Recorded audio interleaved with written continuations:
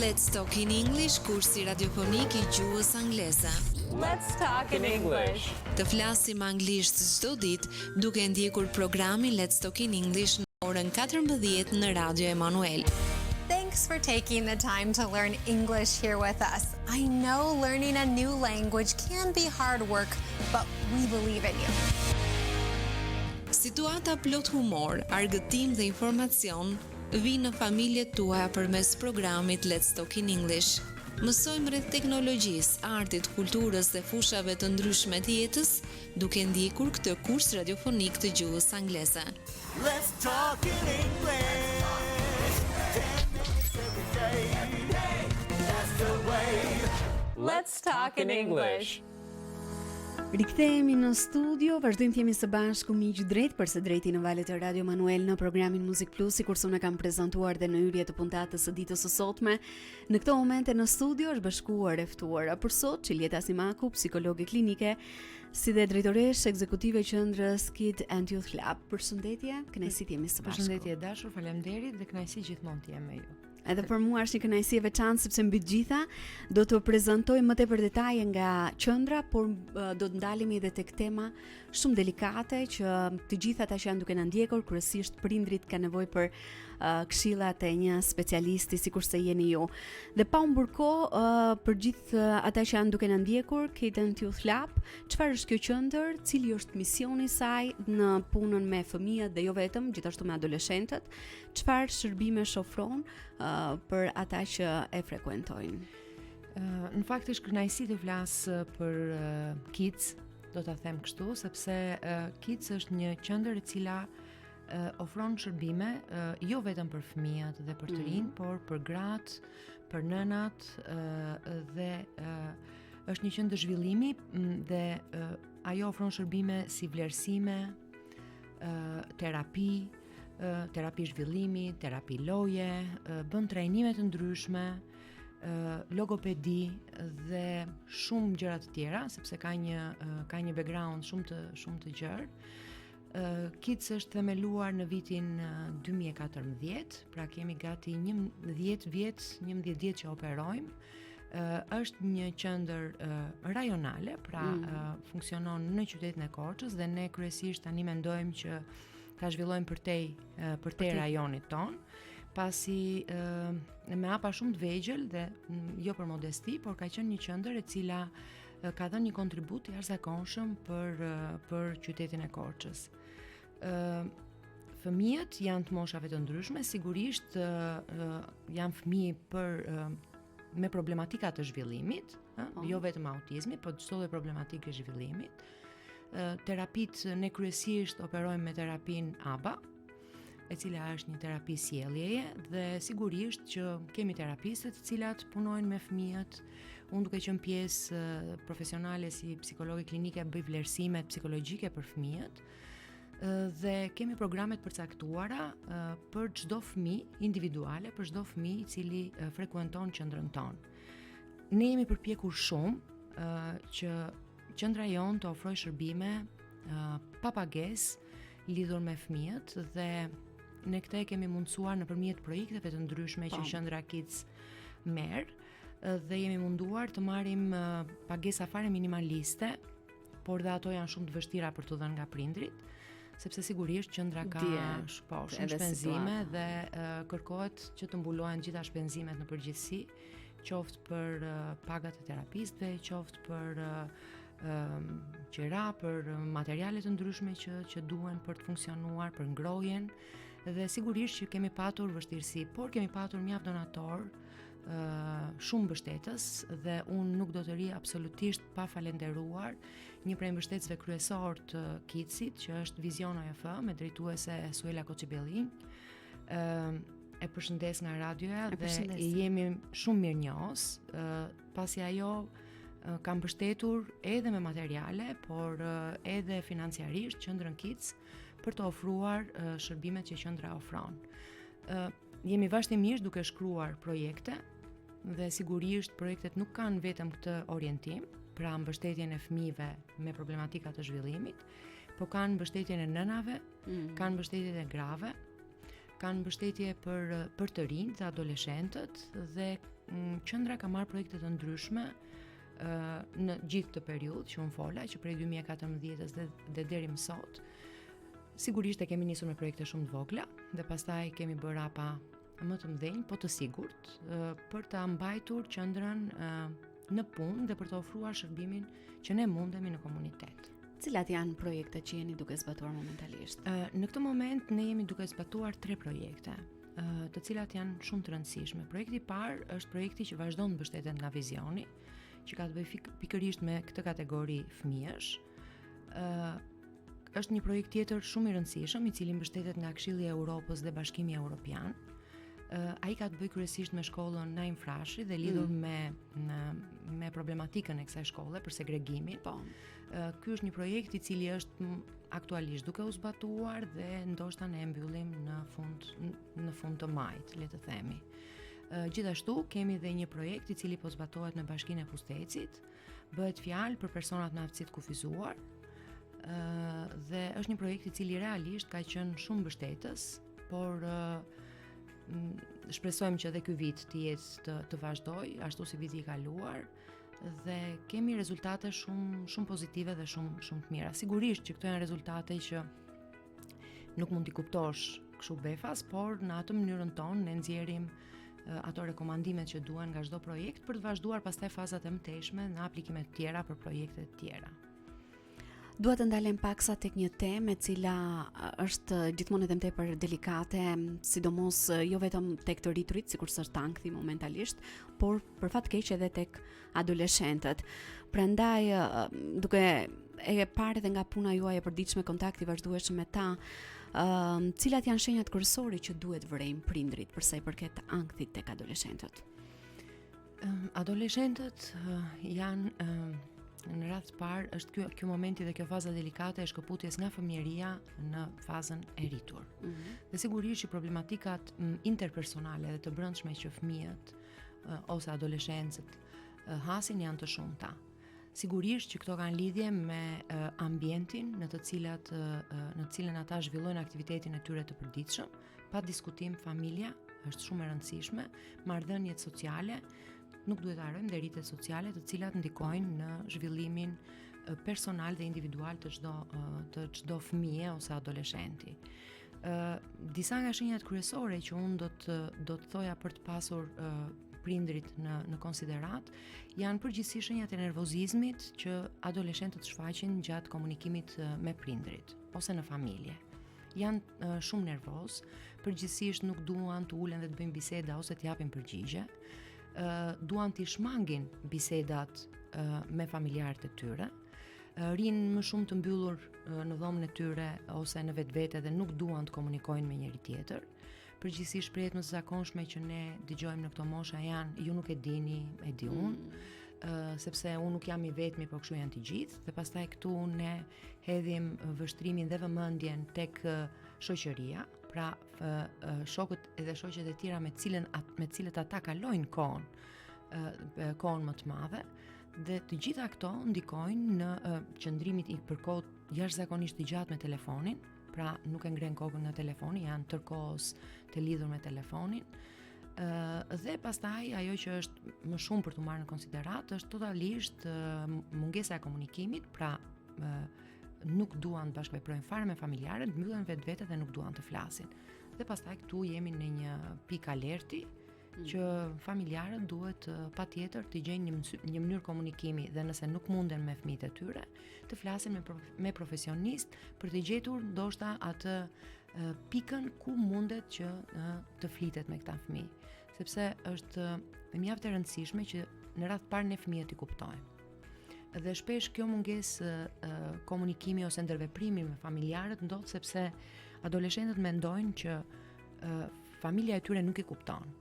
Pra ata mendojnë ndryshe, janë të prapambetur sipas adoleshentëve, nuk janë me kohën sot dhe nuk i kuptojnë gjërat që fëmijët ose që ata kërkojnë, por sigurisht harojnë pjesën ekonomike e cila është shumë e lidhur ngushtë me plotësimin e dëshirave që kanë adoleshentët.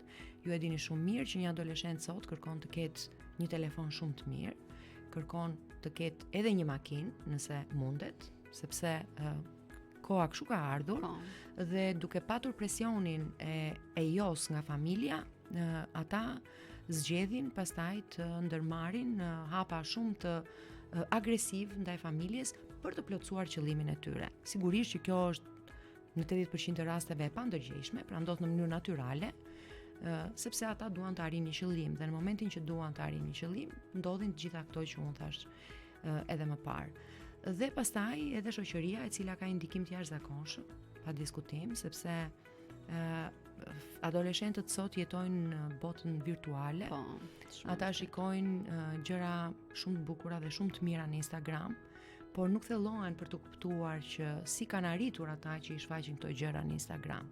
Pra, çfarë rrugë kanë kaluar. Edhe shumica nuk janë të vërteta mbi të gjitha. Edhe shumica nuk janë të vërteta, sidomos sot që është e frikshme dhe pjesa e inteligjencës artificiale, që shikojmë video apo montime të jashtëzakonshme të individëve me makina luksoze, me një jetë luksi, të cilat bëhen dhe for fun kur themi, por në fakt kanë një ndikim shumë negativ tek njerëzit të cilët nuk e kanë dot mundësinë për të perceptuar realitetin. Sidomos tek adoleshentët të cilët i kanë si model, i kanë. Dhe sidomos tek adoleshentët të cilët nuk thellohen për të kuptuar që si, pse, çfarë duhet për të patur këtë gjë.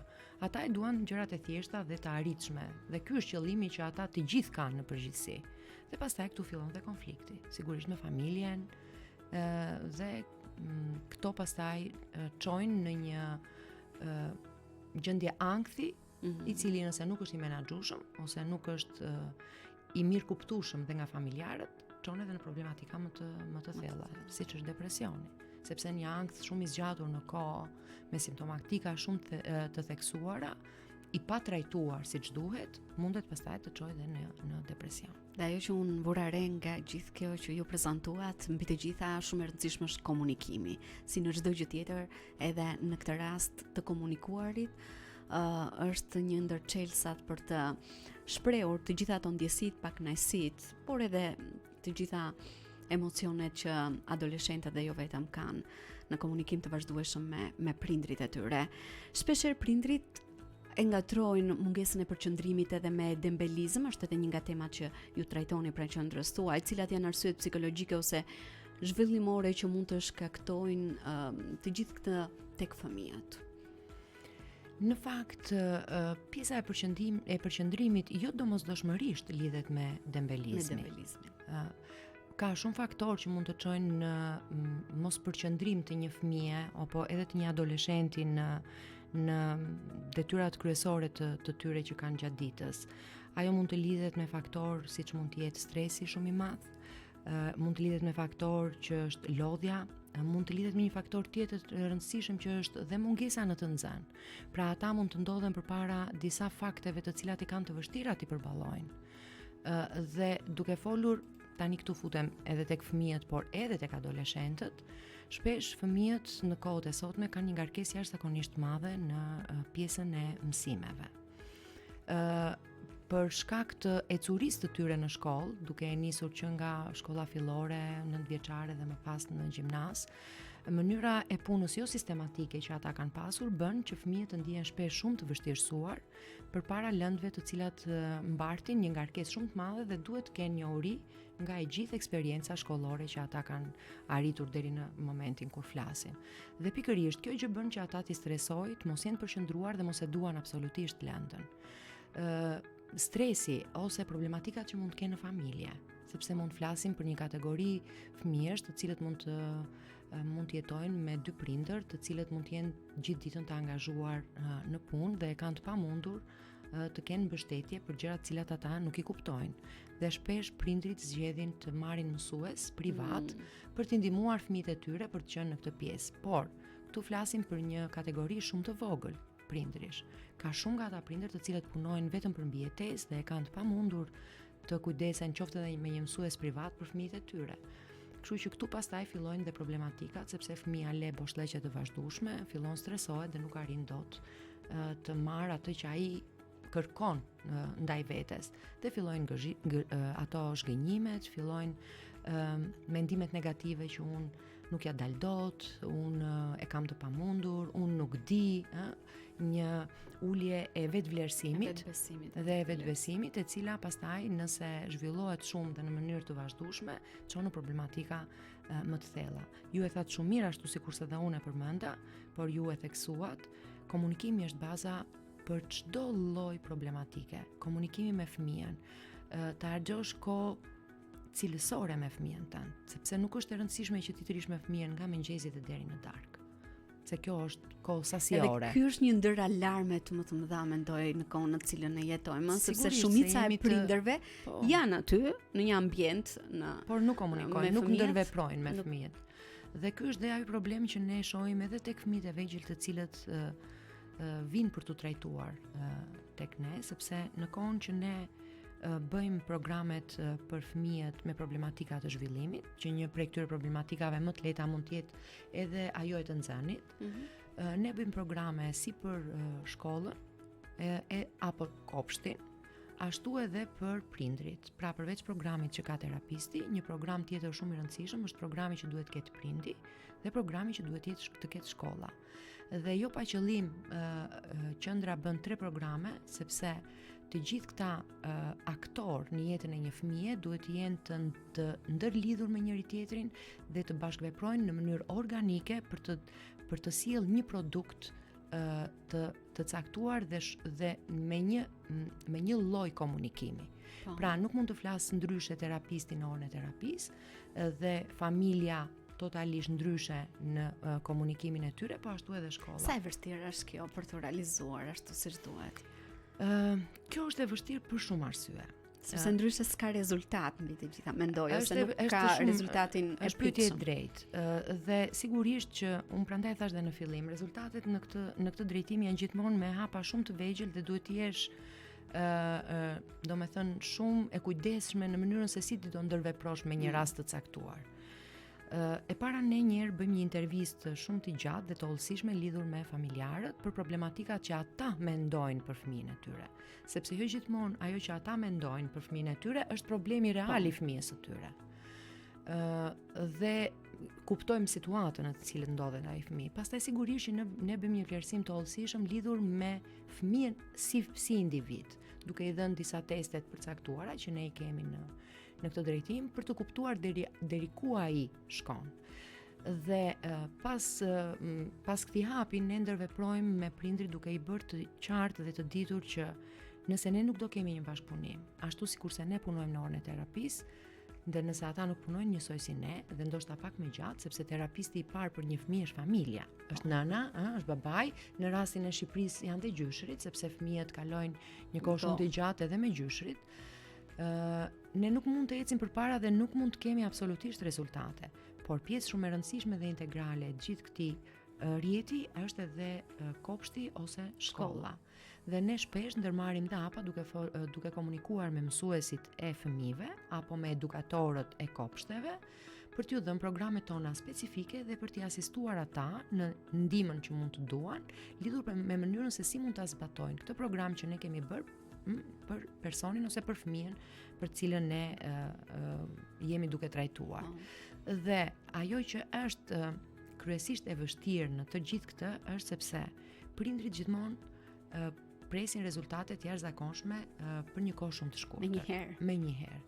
Dhe vinë dhe thonë edhe pas muajit parë ose muajit të dytë, shiko, unë e shikoj që fëmia im nuk ka përparuar, për shembull ose ka përparuar me hapa të vegjël. Por ndërkohë nuk e kuptojnë se sa e rëndësishme është vendosja e atyre tullave në këtë murin që ne duhet të ndërtojmë. Dhe nëse nuk kemi një themel të qëndrueshëm dhe të mirë, ajo godin që ne do ngrejmë absolutisht nuk do mbajë dhe do shëmbet shumë shpejt. Kështu që hapat janë të vogla, minimaliste, por koha është gjithmonë faktor shumë i rëndësishëm. Duhet patjetër të japim kohën e dur edhe terapisë, edhe fëmijës, por edhe familja duhet ta kuptojë këtë që ne të kemi rezultatet që duam. Dhe sigurisht kjo pastaj varet edhe nga fëmia në vetvete, nga problematika që fëmia ka. Se nëse fëmijët vinë me një problematik shumë madhore të shëndetit, të problemeve të zhvillimit, dhe puna është shumë e madhe dhe shumë e vështirë për të arritur rezultate. Do të kemi një shkëputje shumë të shkurtër muzikore për të rikthyer vetëm pas pak në studio dhe për të ndalur tek të tjera tema shumë të rëndësishme që zhvillohen pranë qendrës suaj, mbi të gjitha me grup mosha të ndryshme, sikurse jemi duke e prezantuar, por në këtë moment ju ftoj të ndiqni Gloria Nure me këngën Kjo botë kërkon për një hero. Kjo botë kërkon për një hero sot, por më të madhin njohim ne, i plot fuqish mi mbret mi mbretën, sondimtari kombeve, i cili mori trajt shërptori, dhe vdi që ne të gjejmë shpëti,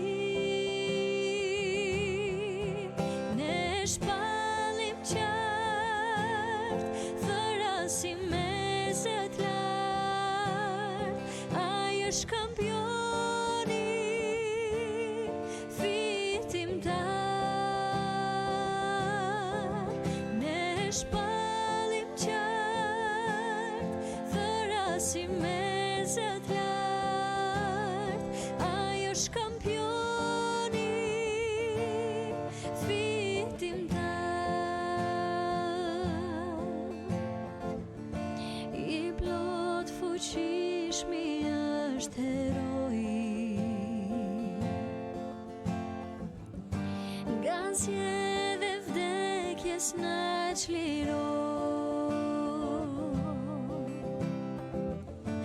me Jezusin e s'kemi frikë më, djalli ikën para ti, drita e ti do shdrisë mbi kombe, me shtatrësi e do të vi, ne shpallim qartë, thërasim mezet lartë, ai është kampioni, fitimtar, ne shpallim qartë, thërasim mezet lartë, ai është kampioni, fitimtar, ai është kampioni, fitimtar. Rikthehemi sërish në studio për të vazhduar bisedën në ditën e sotme me Çelida Simaku, psikologe klinike dhe drejtoresh ekzekutive e qendrës Kids. Dhe në fakt do të ndalemi tek një ndër problemet më të mëdha, sikurse është teknologjia. E quaj problem sepse ne mund të marrim më të mirën prej saj, por në raport me më të vegjëlit, me adoleshentët ka shumë sfida dhe problematika. Prandaj sa ndikojnë telefonat, rrjetet sociale, teknologjia në përqendrimin dhe zhvillimin emocional të fëmijëve? Ashtu sikurse dhe ju e thatë, ndoshta ne pa teknologjinë nuk do ishim këta që jemi sot, por duhet jemi shumë të kujdesshëm, sidomos me fëmijët, lidhur me mënyrën se sa ne ja u lejojmë atyre kohën për të marrë me telefonin. Çfarë ndodh? Ndodh që prindrit për shkak se kanë shumë punë për të bërë, edhe nënat shpesh kur kanë kohë dhe duhet merren me gjitha gjërat e shtëpisë, të gatuajnë, të kurosin, të bënë çdo gjë në vi, janë shumë të qeta që t'i japin fëmijës telefonin sepse ai nuk i shqetëson, i le qetësi dhe i le rehat, dhe ato arrin të mbarojnë gjitha punët që kanë për të bërë. Dhe këtu unë dua t'ju tërheq vëmendjen prindërve sepse absolutisht nuk është e rëndësishme ajo që ata pretendojnë që është, siç është rregulli i shtëpisë dhe pastërtia, se sa është e rëndësishme zhvillimi i fëmijës. Nuk e kuptojnë ndëmin që i bëjnë në mënyrë graduale duke i lënë fëmijët me telefon. Fëmijët duke u marrë me telefonin dhe po e nis me fëmijët, por ky problem është edhe me adoleshentët. Fëmijët duke u lënë me telefon në mënyrë të vazhdueshëm nuk arrin dot të nisin komunikimin. Nuk arrin dot të bëjnë pyetje. Nuk arrin dot që të marrin informacion dhe përgjigjet që ata duan nga prindrit e tyre, nga të rriturit. Ata janë të mjaftuar me ato që shikojnë në rrjetet sociale, dhe kur them për fëmijët shikojnë gjëra kryesisht kukulla të përkthyer në shqip apo edhe në anglisht, dhe kjo është është dhe më e keqe sepse fëmijët pastaj krijojnë një ngërç dhe shpesh na bëhen bilingual. Ti i pyet në shqip dhe ai të përgjigjet në anglisht, dhe kjo ndodh me shumë fëmijë që ne na vinë atje. Në një pjesë të fjalisë ata do thonë 3 fjalë shqip dhe pastaj 2 do t'i thonë në anglisht. Dhe ky është një problem që ja ka krijuar absolutisht telefoni, sepse prindrit vinë dhe thonë, shiko, nga ne asnjëri nuk di, unë nuk e kuptoj. Si flet ky fëmia? Ne nuk i flasim. Po, sepse ne nuk i flasim anglisht. Por të gjitha këto janë si pjesë e rrjeteve sociale. Absolutisht përqendrimin. Një fëmijë i cili është totalisht i fokusuar tek telefoni, prindrit i duket sikur ai është tmerrsisht i përqendruar, por nëse ati i jep një detyrë që nuk ka të bëjë me telefonin, për shembull vizatimi i diçkaje, apo formimi i një puzzle-i, apo bashkimi i disa kubave, që janë lojra të cilat janë shumë kreative për fëmijët dhe prindrit duhet merren me këtë gjë, ata e kuptojnë që fëmijët shpesh nervozohen sepse nuk arrin dot dhe sa e nisin ato punën ose e heqin ose e humbasin vëmendjen ndaj asaj detyre që ti i cakton. Kështu që këshilla ime është prindrit duhet ta blenë sa më vonë të munden telefonin, pavarësisht presionit të madh që kanë nga fëmijët. E dyta, nëse ata arrin e blejnë telefonin, duhet ja ulen shumë në mënyrë të kufizuar dhe duke e përdorur vetëm si motivim pasi ai ka bërë detyrat që duhet bëj. Do me thënë që ti do ta marrësh 15 minuta telefonin, sepse kaq është ora që ti. Por pasi të kemi bërë detyrat, pasi kemi bërë gjithë ato gjërat që duhen, dhe do ta marrim 15 minuta. Të gjejnë mënyrën që të mos i mbajnë në shtëpi të lidhur me telefonin, por ti nxjerrin jashtë ambientit të shtëpisë, që ata të ndërveprojnë ose me shokët ose me prindrit në rastin. Ose prindi duhet të jetë kreativ për të krijuar kontakt me natyrën. Po, patjetër.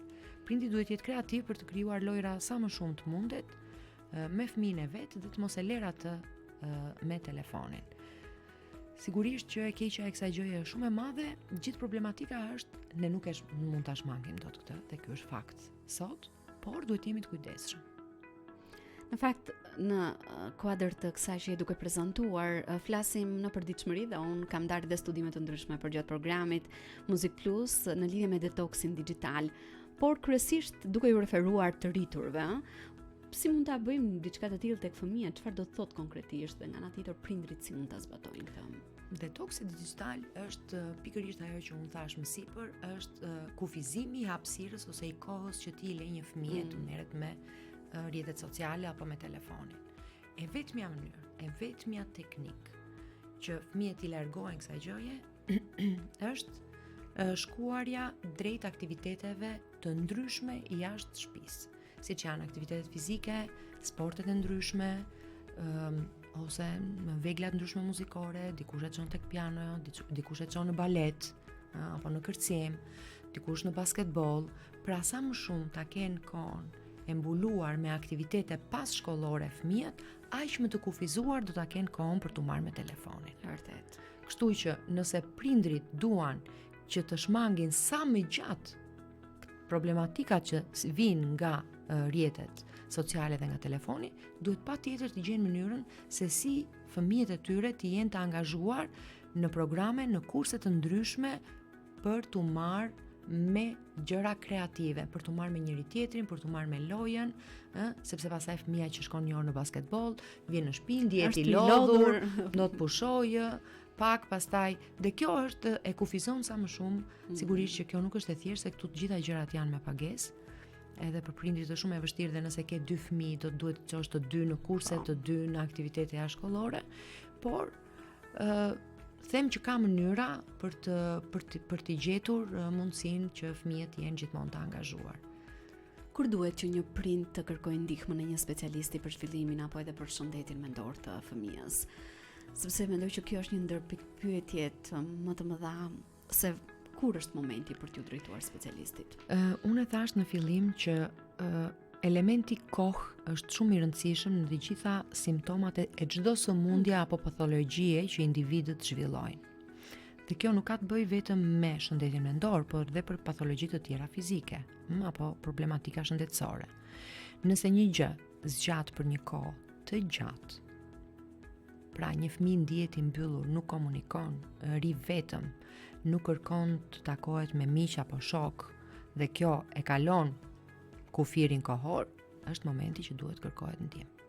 Dhe absolutisht prindrit e kuptojnë këtë qasje, pra e kuptojnë ndryshimin e një fëmije që deri dje komunikonte edhe sikur pak, po komunikonte me familjarët, dhe me një fëmijë që arrin të mbyllet dhe nuk do më të ketë të bëj fare me botën jashtë, apo dhe ri vetëm me veten dhe me mënyrën e tij të menduarit. Kjo pastaj fillon edhe i ngatron mendimet e fëmijëve dhe të adoleshentëve, sepse ata nuk arrin t'ju japin përgjigje shumë pyetjeve që ngren në vetvete, dhe në momentin që mungon komunikimi dhe ata nuk din kujt i drejtohen për pyetjet që kanë, përgjigjet i japin në mënyrën e tyre dhe pastaj kuptohet që dhe konkluzionet janë shumë të gabuara, derisa çojnë edhe në gjëra, domethënë shumë më të rënda se sa kjo që unë thash. E di që në atë që ju bëni në përditshmëri, ato sukseset e vogla ju motivojnë për të ecur gjithmonë edhe më tepër përpara. Prandaj nuk e di, mund të ndash me ne në këto momente disa raste suksesi që ju kanë nxitur, ju kanë motivuar gjithmonë edhe më tepër në punën tuaj të përditshme pranë qendrës Kids.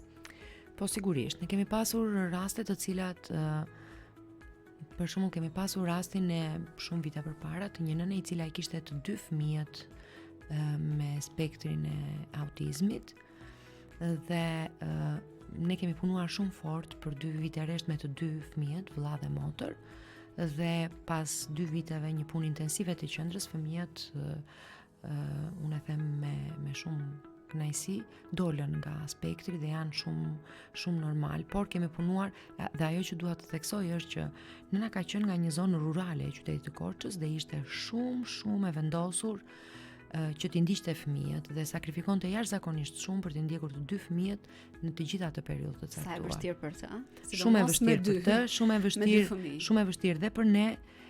Ata zhvillonin shumë pikturën, e kishin shumë dëshirë dhe ne kishim një si element që edhe i motivonin, po dhe punonin fort për terapi me ta me pikturën, dhe kjo ka qenë sigurisht një rast suksesi, por ne çdo ditë marrim grimca mbështetjeje, sepse prindrit vijnë dhe thonë faleminderit pafund për punën që ne bëjmë. Sigurisht ata e kanë shumë të vështirë të pranojnë problematikat që kanë fëmijët e tyre, por në momentin që ata i pranojnë, pastaj përpiqen dhe të bëhen bashkëpunues dhe të jenë bashkëpunues. Do të rikthehemi vetëm pas pak për të ndalur edhe më tepër tek terapitë që ju ofroni, por mbi të gjitha edhe për të ndalur tek një pjesë shumë e rëndësishme, sikurse janë kampet verore që ju i zhvilloni, në mos gaboj këtë vit për të tretin vit. Për të tretin vit, po.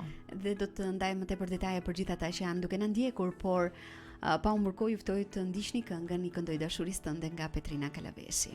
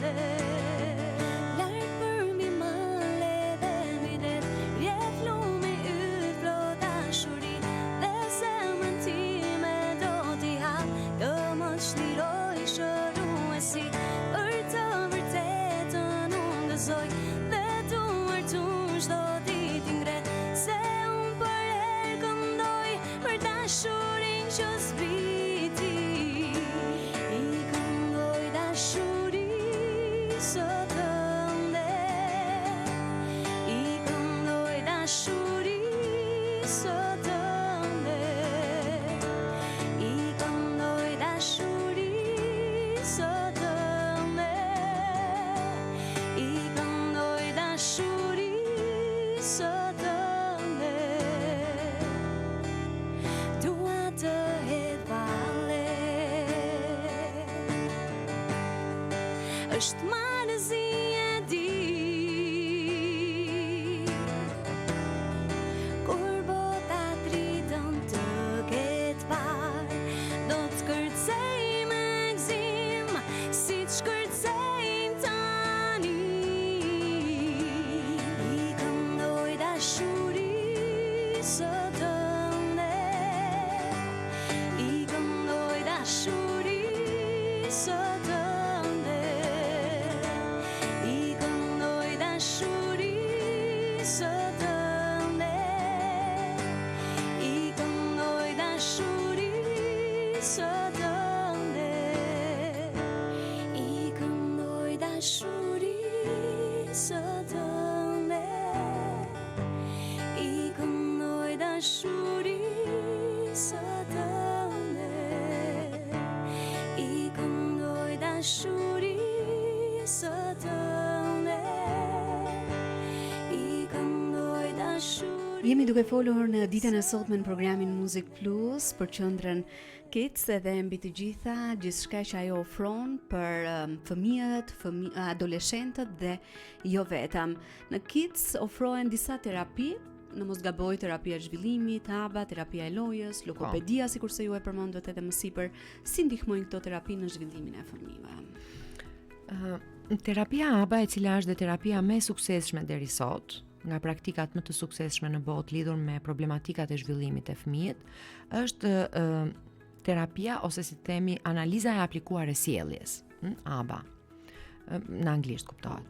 Është një metodë shkencore e cila është e bazuar në prova dhe përmirëson sjelljen kognitive të fëmijëve, pa diskutim, sjelljen komunikuese, sociale, dhe është një nga terapitë më të suksesshme sepse brenda saj kjo terapi përmban shumë element, qoftë të logopedis, qoftë të aftësimit social, qoftë të ndërveprimit dhe të komunikimit që duhet krijosh me fëmijët, dhe është një nga terapitë e cila realisht në të gjithë këto vite të punës tonë na ka dhënë një rezultat shumë të mirë dhe jemi akoma shumë të kënaqur që ne vazhdojmë. Ka dhe disa terapi të tjera, të cilat ne jemi munduar t'i aplikojmë për kategori të veçanta fëmijësh, sepse ka nga ata fëmijë të cilët kur vinë dhe fillojnë terapinë e kanë shumë të vështirë të përqendrohen dhe të ulen në tavolinë. Sepse terapia ABA në fakt konsiston në faktin që duhet të jetë terapisti përballë fëmijës. Pra është terapi individuale, terapist fëmijë, dhe këtu vendoset pastaj dhe komunikimi dhe fillojnë të gjitha programet me radhë individuale për çdo fëmijë. Janë të ndryshme sepse sigurisht dhe zhvillimi individual i fëmijëve është i ndryshëm. Pasi është bërë vlerësimi paraprak dhe është krijuar programi specifik për çdo fëmijë. Ka nga ata fëmijë të cilët ndërveprojnë ose komunikojnë me terapistin dhe duke lëvizur. Dhe kjo është një mënyrë e re të bëri terapi, sepse terapisti ndjek fëmijën dhe e zhvillon terapin atje ku fëmija ndjet më komod, duke e ndjekur në ambient dhe për të mos e detyruar fëmijën që të ulet, derisa të arrim në faza që një fëmijë mund të ulet, sepse pastaj ai zgjedh vetë për të ulur dhe për të punuar. Është një screening që bëhet lidhur me të gjitha fushat e zhvillimit të fëmijëve, ose një skaner i thënë kështu në thonjza, ku përcaktohen programet individuale për secilin fëmijë në fusha të përcaktuara qartë, dhe prandaj thash është një terapi shkencore. Dhe ne vendosim elementët se ku këto fëmijë kanë nevojë të ndërhyet. Dhe po marr një shembull, fillojmë me fëmijët bazik, të cilët nuk kanë, po themi, kontaktin me sy në fillim. Atëherë një nga programet e rëndësishme të terapisë është vendosja e kontaktit me sy, dhe kjo është puna që terapisti bën vazhdimisht derisa fëmia të arrijë të vendos kontaktin me sy. Është një mënyrë shumë e veçantë, domethënë të marrëdhënies së terapistit me fëmijën, pasi ky program është përvetësuar, por brenda një ore të programit ka, nëse po flasim për programet bazike, ka 5 deri në 10 programe. Pra fillojmë kontaktin me sy, Fillojmë një program tjetër është lidhja e të ngjashmeve, pra fëmijët duhet kuptojnë çfarë ngjashmëri ka, po e marr një shembull, topi dhe portokalli. Ata duhet kuptojnë që vetëm rumbullaksia është e njëjtë.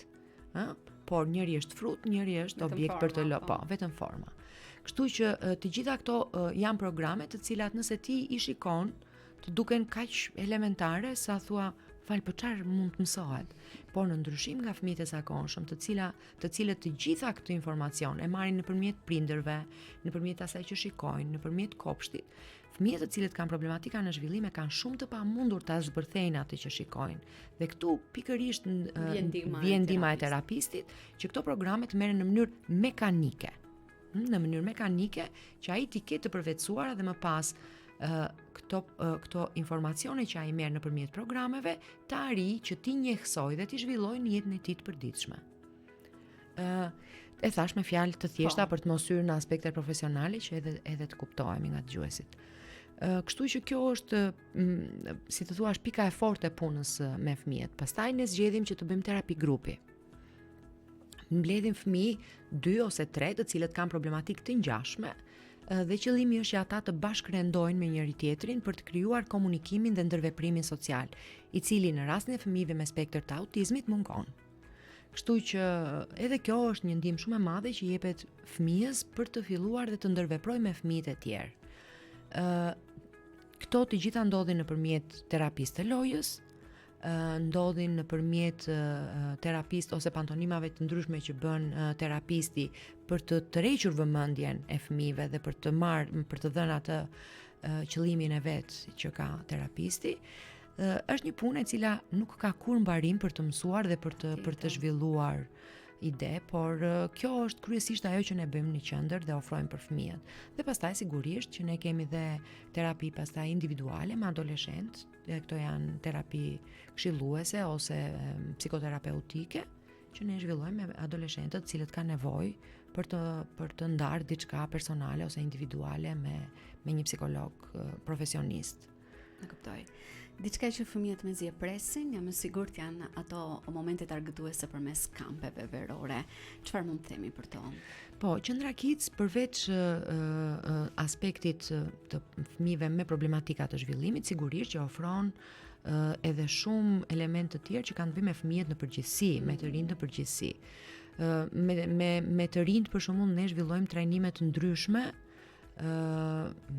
me studentët apo të cilat kanë qenë vërtet trajnime shumë të bukura dhe të rinjt kanë qenë shumë të kënaqur për atë që kanë dëgjuar ose kanë ndarë. Ndërsa me fëmijët ne zhvillojmë në kohën e verës, zhvillojmë kampet verore. Jemi të përpjekur, në fakt këtu ka shumë individa apo organizata apo edhe vetë kopshtet, të cilët ofrojnë kampe verore për fëmijët, por ajo që ne kemi në qendër të vizionit ton lidhur me kampet që ne ofrojmë është qëllimi që fëmijët të jenë në natyrë. Do me thënë e kemi kusht dhe të jenë në natyrë, por jo në ambientet publike, sepse ne kemi shumë bukur dhe parkun rinin, kupton? E kemi shumë bukur, kalojnë njerëz, të riqet vëmendja, absolutisht. Fëmijët e kanë terren të njohur edhe ndoshta duan pastaj të lëvizin dhe të shkëputen. Dhe ajo që ne kemi vitin e tretë që bëjmë është që ne fëmijët i marrim dhe i çojmë te pylli fazanëve. Kemi organizuar mjetin e transportit në varësi të regjistrimeve të fëmijëve dhe atje fëmijët sillen nga prindri, merren nga edukatorët apo të terapistët që ne kemi në dispozicion, mësuesit, dhe shkojnë në pylli fazanëve. Aty ka gjithmonë një program të ndryshëm për çdo ditë për fëmijët. Kjo ka të bëjë për shembull shpesh marrin dhe bëjnë gatime në natyrë. Kanë bërë skara të ndryshme, kanë mësuar se si të bëjnë toste, dhe i bëjnë vetë. I marrim të gjitha gjërat edhe i bëjmë atje. Bëjnë aktivitete të ndryshme vallëzimi, me kërcime, me muzikë. Kemi festuar dhe ditëlindje që kanë pasur fëmijët atje. Përgjithsisht prindit kanë qenë shumë të kënaqur nga mënyra se si fëmijët kalonin kohën dhe ajo feedbacku që ne merrnim nga prindrit ishte që domethënë pavarësisht se vinë në orën 2, 1:30 në shtëpi, janë të vdekur për gjumë dhe shpesh pisa më e madhe i zgjonin nga gjumi që i merrnin prindrit sepse fëmijët flinin gjatë kohës që vinin që nga pylli fazanëve dhe deri që ktheheshin. Dhe kjo është një gjë shumë e bukur dhe faktikisht edhe për pjesën e kampeve ne kemi kërkuar mbështetje nga donatorë të ndryshëm sepse duam që pjesën e transportit për shembull ta zgjidhim jo në kuristë të prindërve. Dhe sigurisht që sot transporti është një gjë që kushton sepse gjithmonë transporti që vendoset në dispozicion është një transport i cili duhet të jetë atje, ti marr fëmijët, ti pres fëmijët dhe ti sjell. Kështu që po vështirësitë ne i jasim vazhdimisht dhe kemi ndonjëherë të pamundur, pastaj kemi aplikuar edhe vetë kemi gjetur mënyrën për t'i mbështetur fëmijët dhe shpresoj që edhe këtë vit ne të kemi të njëjtën qasje për nuk duhet të haroj këtu pa përmendur mbështetjen e Bashkisë të Maliqit, të cilët vërtet na kanë lënë në dispozicion pyllin e fazanëve për ta përdorur, ama ne nëpërmjet kampeve tona kemi ndërgjegjësuar dhe fëmijët lidhur me natyrën. Të mbledhim veturinat, t'i vendosim në përqese, të kujdesemi për ato kafshët që janë atje dhe ata drerët që vemi vizitojmë dhe kjo është në fakt sa argëtuese edhe edukuese. Kështu që është vërtet një gjë shumë e mirë për fëmijët. Përpiqemi të marrim fëmijët e shkollës fillore sepse ata janë edhe dhe janë shumë aktiv, domethënë janë të papar, fëmijët janë të jashtëzakonshëm. Të japin një kënaqësi të mrekullueshme. Shumë. Dhe atje vërtet kënaqesh sepse je shumë e çliruar nga se mund të ndodhë gjë. Sepse ky është një nga meraket e mia si drejtuese në fakt e qendrës, që vazhdimisht kur e fillojmë programin e kampeve verore, unë i marr mësueset që do kem pjesë të kampit dhe gjëja kryesore dhe shumë me përgjegjësi që kam është të jemi shumë të kujdesshëm, ju japim gjithmonë një kuti të ndihmës së parë me vete, gjithmonë njëra nga ne jemi përpjekur të marrim dhe ndonjë infermier që ta kemi aty për ndonjë gërvishtje, për ndonjë të vogël, që fëmijët sigurisht që mund të kenë, nuk na ka ndodhur deri tani dhe kemi kërkuar nga bashkia për shkakun dhe prandaj jam falenderuese që përpara se ne të fillojmë të zhvillojmë kampet verore, gjithmonë ata bëjnë një spërkatje me squfurt të gjithë ambientit ku ne një disinfektim që ne të jemi dhe të mbrojtur dhe nga gjërat që mund të jenë të natyrës. Pjesë e natyrës sikurse ju e përmendet. Duke qenë se po mbrim në fund të bisedës sonë në studio, cila do të ishte një këshill e rëndësishme, kryesisht për prindrit që duan të mbështesin më mirë shëndetin emocional të fëmijëve dhe të adoleshentëve. Unë e thash dhe në fillim dhe nuk dua të iki asaj që e thash në fillim. Unë prindërve ju them të mundësojnë komunikimin e vazhdueshëm me fëmijët e tyre. Është e vetmja mbështetje që ata mund t'i japin emocionalisht fëmijës, sepse duke folur me prindrit, duke i mirë kuptuar fëmijët, duke dëgjuar dhe gjëra që prindit nuk i pëlqejnë shpeshherë nga fëmijët e tyre, ama të kenë duhet jenë shumë të lumtur që fëmijët ja u thonë. Dhe kjo është arritja më e madhe e një prindi, kur prindi dëgjon nga fëmia e vet çdo gjë që ata mendojnë dhe kanë në mendjen e tyre, them që kjo është çelësi i suksesit për të patur një zhvillim shumë të shëndetshëm emocional të fëmijëve dhe sigurisht kur kemi shëndetin emocional të fëmijëve, absolutisht dhe shëndeti fizik është shkon pas kësaj. Komunikim dhe vetëm komunikim. Profesor, unë falenderoj vërtet shumë për gjithçka që ndave. Faleminderit juve për ftesën. Kënaqësi të ishim së bashku, ju uroj shumë suksese në këtë mision që ju shumë faleminderit dhe unë ndjem mirënjohëse sepse ndoshta juve jeni radio e parë që më keni ftuar të flas kryesisht për punën që bën organizata jonë, që në mënyrë modeste ka mbështetur komunitetin aq sa mundet. Unë ju përgëzoj për këtë punë të vazhdueshme ndër vite, ju personalisht dhe gjithë stafit që ju keni edhe me disa prej tyre unë kam edhe komunikim të vazhdueshëm. Kënaqësi të ishim së bashku sot. Nuk duhet të haroj, më fal, sepse nuk dua ta mbyll pa thënë një falënderim shumë të madh për terapisten të cilën unë kam pranë dhe krahun në qendrën time, që është Eliona Kalemaj. Ajo po e përshëndesim Elionën, ajo është një gocë e cila nuk është zbehur para vështirësive që qendra jon ka patur dhe ka qenë gjithmonë atje për të ndihmuar dhe për të mbështetur pas një lloj mbështetjeje financiare qendrën. Dhe sigurisht unë jam mirënjohëse këtyre njerëzve të cilët ka përxejnë veten e tyre për të qenë pjesë e një produkti në fundit shoqëror. Ne kemi shumë projekte dhe bashkëpunojmë me shumë njerëz, por Eliona është një pjesë shumë e rëndësishme e stafit të KIDS-it. E përshëndes edhe unë personalisht Elionën, të falenderoj dhe të uroj një ditë mbar në vazhdim. Ne përfundojmë bisedën në këto momente, shkëputemi për të ndjekur një tjetër hapësirë muzikore, rikthehemi pas pak.